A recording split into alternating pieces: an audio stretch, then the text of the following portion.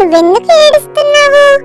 ఉల్లిపాయ కోస్తున్నాను కదా, అందుకే ఏడుపు వచ్చింది. అవునా? ఉల్లిపాయ కోస్తే ఏడుపు వస్తాదా? ఎందుకమ్మా? ఎందుకా? అయితే నీకు ఉల్లిపాయ కథ చెప్పాల్సిందే. ఒకానొక ఊరిలో ఒక ఉల్లిపాయ, ఒక టమాటా, ఒక బంగాళదుంప. ముగ్గురు ఎంతో స్నేహంగా ఉండేవి. ఒకరోజు ఆ ముగ్గురు నదిలో స్నానం చేసి శివుడి దర్శనం కోసం శివాలయానికి బయలుదేరారు.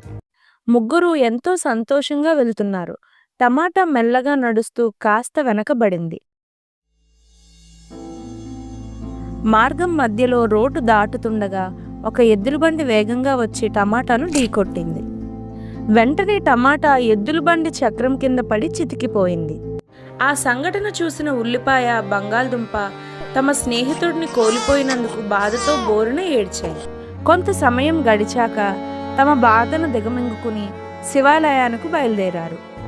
తన మిత్రుణ్ణి కోల్పోయిన బాధలో ఉల్లిపాయ మెల్లగా నడుస్తుంది.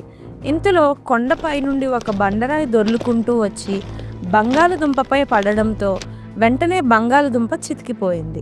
అది చూసిన ఉల్లిపాయ క్షణకాలంలో ఇద్దరి మిత్రులను పోగొట్టుకున్నందుకు బోరున ఏడ్చింది. తమ ఇద్దరు స్నేహితులను కోల్పోయిన బాధలో నెమ్మదిగా అడుగులు వేసుకుంటూ శివాలయం చేరింది ఉల్లిపాయ. శివాలయం లోపలికి వెళ్ళి బోరున ఏడుస్తూ సొమ్మసిల్లి పడిపోయింది ఉల్లిపాయ. అప్పుడు ఆలయంలో ఉల్లిపాయ, ఓ ఉల్లిపాయ, లే లే అంటూ ఒక శబ్దం వినిపించింది. ఉల్లిపాయ వెంటనే కళ్ళు తెరిచింది.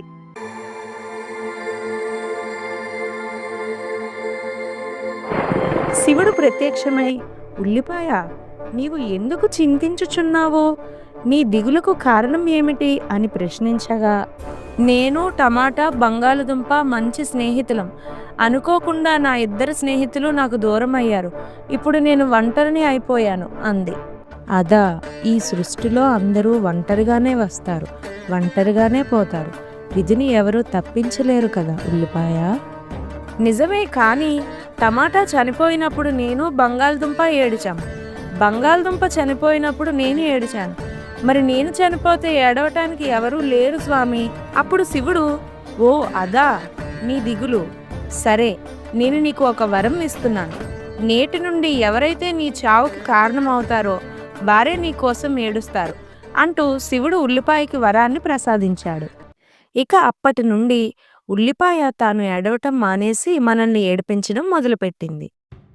ఉల్లిపాయ, టమాటా, బంగాళదుంప ఈ మూడింట్లో మీ ఫేవరెట్ వెజ్జీ ఏంటో కామెంట్ సెక్షన్లో తెలియజేయండి.